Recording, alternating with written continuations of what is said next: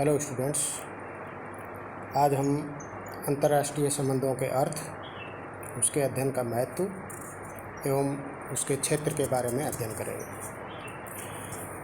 सामान्यतया अंतर्राष्ट्रीय संबंध शब्द का सर्वप्रथम प्रयोग जर्मी बेंथम ने किया। इसके बाद ही इस शब्द का प्रयोग संप्रभु देशों के मध्य सरकारी संबंधों को परिभाषित करने के लिए किया जाने लगा। अंतर्राष्ट्रीय संबंध से सामान्य अभिप्राय विभिन्न राज्यों के पारस्परिक संबंधों से है।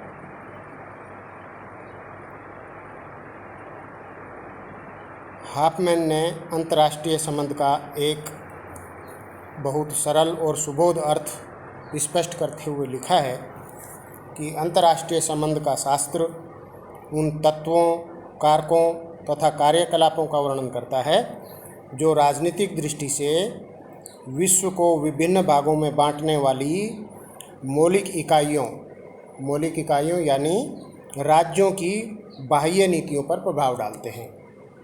इसी प्रकार प्रोफेसर J.W. बर्टन ने लिखा है कि शास्त्र के रूप में अंतर्राष्ट्रीय संबंधों का कार्य अंतर्राष्ट्रीय क्षेत्र में घटित घटनाओं का निरीक्षण एवं विश्लेषण द्वारा सामान्य सिद्धांतों का निर्धारण है, जिससे कि वर्तमान में अंतर्राष्ट्रीय संबंधों की प्रवृत्ति को समझा जा सके और भविष्य में उनकी संभावित दिशा का पूर्वानुमान लगाया जा सके। वस्तुतः अंतर्राष्ट्रीय संबंध का अर्थ स्पष्ट करते हुए दो दृष्टिकोण उभर कर हमारे सामने आते हैं। पहला दृष्टिकोण है संकुचित दृष्टिकोण और दूसरा दृष्टिकोण है व्यापक दृष्टिकोण। संकुचित दृष्टिकोण वाले विद्वान मानते हैं कि अंतर्राष्ट्रीय संबंध विषय के अंतर्गत स्वतंत्र एवं संप्रभु राज्यों के उन्हीं सरकारी राजनीतिक संबंधों को सम्मिलित किया जाना चाहिए जिनका संचालन इन देशों में सत्ता पर आसीन शासकीय पदाधिकारियों द्वारा किया जाता है। इस दृष्टि से अंतर्राष्ट्रीय संबंध पर विचार करते समय हम केवल राज्यों के अन्य देशों के साथ संबंध रखने वाले वैदेशिक राजनीतिक संबंधों पर विचार करते हैं। इस संबंध में संगठनों का अध्ययन करेंगे। अंतर्राष्ट्रीय या निजी संगठनों का नहीं, केवल सरकारी संगठनों का हम अध्ययन करेंगे। इसमें संयुक्त राष्ट्र संघ का अध्ययन करेंगे, किंतु विश्व मौसम विज्ञान या विश्व स्वास्थ्य संगठन या विश्व खाद्य संगठन का अध्ययन हम इसमें नहीं कर पाएंगे। अंतर्राष्ट्रीय राजनीति के व्यापक दृष्टि के अनुसार राजकीय संबंधों के अतिरिक्त अंतर्राष्ट्रीय संबंधों के अंतर्गत राज्यों के मध्य स्थापित होने वाले सभी तरह के संबंधों का अध्ययन किया जाता है। वस्तुतः अंतर्राष्ट्रीय संबंध देशों और राष्ट्रों के आपसी संबंधों के सब पहलुओं का वर्णन करता है, चाहे वे राजनीतिक हों या गैर राजनीतिक, शांतिमय हों या युद्धमय, कानूनी हों या सांस्कृतिक, आर्थिक हों या भौगोलिक, सरकारी हों या गैर सरकारी। यानी केवल राजनीतिक संबंधों का ही अध्ययन नहीं, बल्कि इन सभी तरह के संबंधों का अध्ययन हम राजनीतिक संबंध में करते हैं। अब हम देखते हैं अंतर्राष्ट्रीय संबंधों के अध्ययन का महत्व। अंतर्राष्ट्रीय संबंध की मूल समस्या राज्यों के आपसी संबंधों के मूल कारकों का विश्लेषण करते हुए एक स्थायी रचनात्मक विश्व शांति स्थापित करने की तरफ होता है, जिसमें सभी राष्ट्र सह अस्तित्व के आधार पर अपना विकास कर सकें। इसलिए अंतर्राष्ट्रीय संबंधों के अध्ययन को हम निम्न प्रकार स्पष्ट कर सकते हैं। पहला है इसमें अंतर्राष्ट्रीय समस्याओं का समाधान खोजना। अंतर्राष्ट्रीय संबंध के अध्ययन का उद्देश्य अंतर्राष्ट्रीय संबंधों का विश्लेषण करके उनका युक्त समाधान खोजना होता है।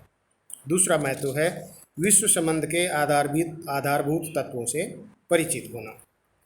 इस आधारभूत तत्वों में निःशस्त्रीकरण, साम्राज्यवाद, उपनिवेशवाद, राष्ट्रवाद, अंतर्राष्ट्रीय व्यापार, अर्थव्यवस्था का भूमंडलीकरण, नवीन अंतर्राष्ट्रीय व्यवस्था आदि प्रमुख हैं। तीसरा महत्व है इसका विश्व शांति का आधार तैयार करना।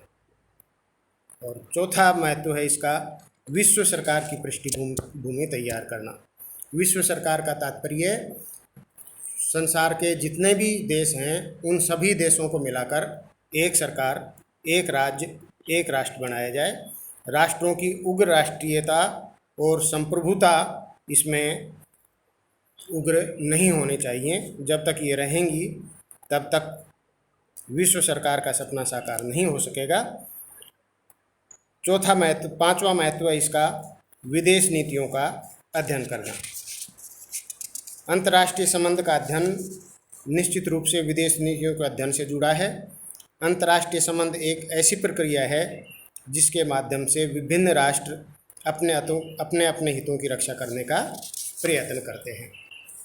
और छठा बिंदु है शक्ति संघर्ष की राजनीति का अध्ययन करना, जिसे प्रोफेसर हंस जे मार्गेंथो ने स्पष्ट रूप से इसका अध्ययन किया है।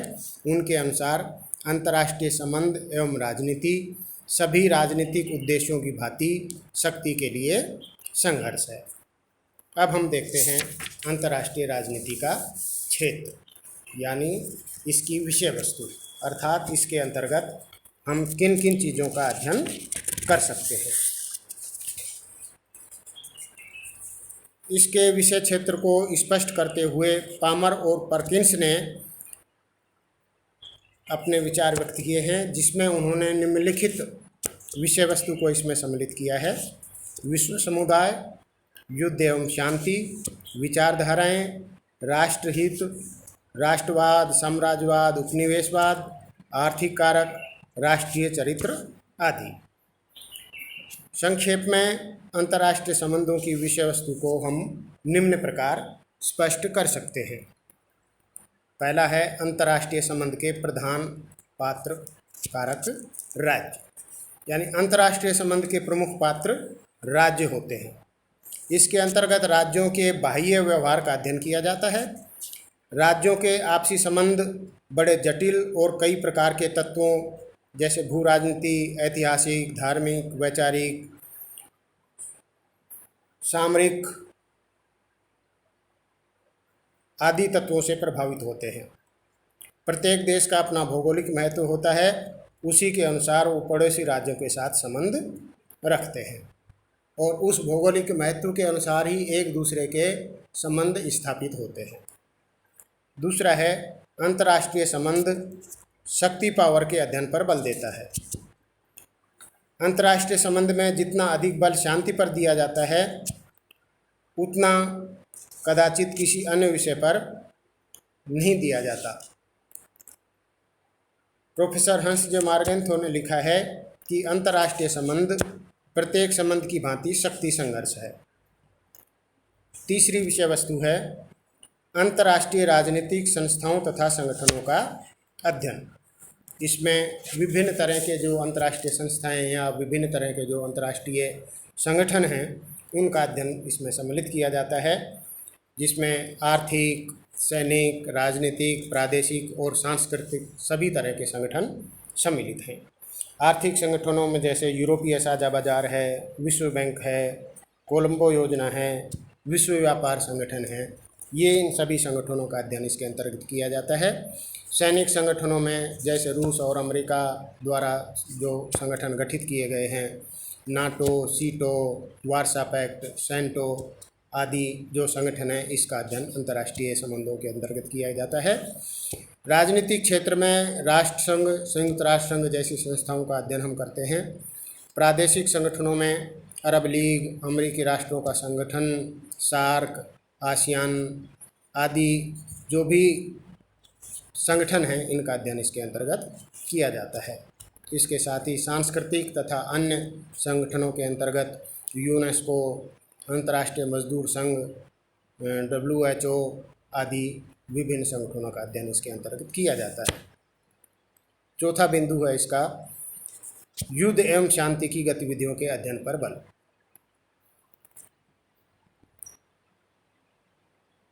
अंतर्राष्ट्रीय संबंध की विषय वस्तु युद्ध एवं शांति के प्रश्नों से संबंधित है।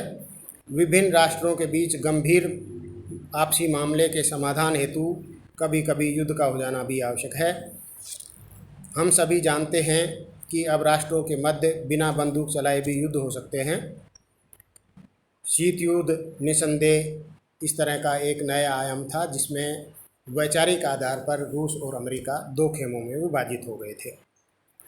पांचवा बिंदु है विदेश नीति निर्माण की प्रक्रिया का अध्ययन करना। और छठा बिंदु है अंतर्राष्ट्रीय कानून के अध्ययन पर बल। सातवां बिंदु है विश्व व्यापार एवं अंतर्राष्ट्रीय आर्थिक संगठनों का अध्ययन। नेक्स्ट बिंदु है सैनिक संगठनों एवं राजनीतिक गुटों का अध्ययन। इसके अंतर्गत द्वितीय युद्ध के पश्चात साम्यवादी गुट द्वारा और अमेरिका के द्वारा जो विभिन्न संगठन बनाए हैं उनका अध्ययन सम्मिलित हो जाता है। तो इस तरह से ये अंतर्राष्ट्रीय राजनीति का अर्थ, उसका महत्व और उसका क्षेत्र संक्षेप में आपको बताया गया है। धन्यवाद।